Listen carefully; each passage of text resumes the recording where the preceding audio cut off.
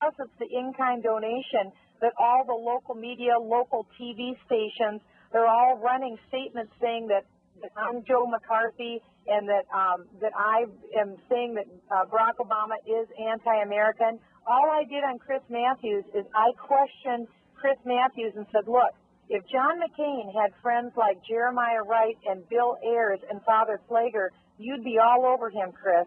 But you've laid off of Barack Obama. And so he was using the word anti-American, and I told Chris, would I question are Barack Obama's views? Because Barack Obama's views are against America. They won't be good for our country.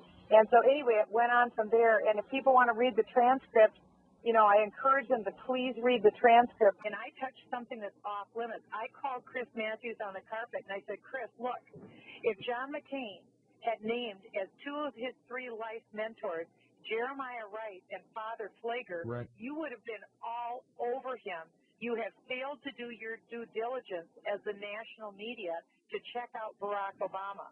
And they can't take it because the point is, what are Barack Obama's policies? Are they for America, or will they be against traditional American ideals and values? And I'll tell you what, punishing tax rates, redistribution of wealth, socialized medicine, inputting censorship in the form of the unfairness doctrine, and taking away the secret ballot from the worker has nothing to do with traditional American values.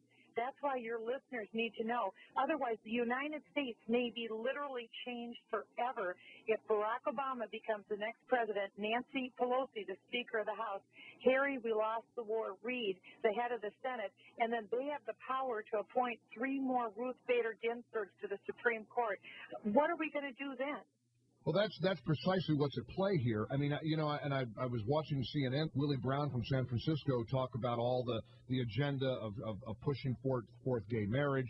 And you know, under a liberal Democrat president and Democrats in the Congress, I mean, as San Francisco goes, let's face it, so goes the rest of the country. I mean, we'll see a different country than the one we recognize, and yet your comments were so mainstream. I mean, and that's what's fascinating. There's nothing you said, even on the show, and I know that you've been now people have tried to corner you about your comments on the show. You didn't say anything that isn't what ordinary Americans are wondering about a presidential candidate who talks about spreading around the wealth and cavorting with a guy like Bill Ayers and a woman like Bernadine Dorn who wants to overthrow capitalism. How is it not reasonable to wonder if that's anti-American?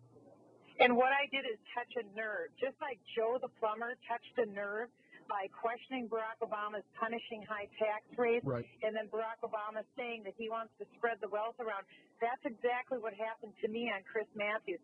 I touched a nerve, which shows how ultra-hypersensitive leftists are right now in this country. They know we're a center-right country, and they know Americans would shrink back if they truly come to understand how Barack Obama will radically change this country.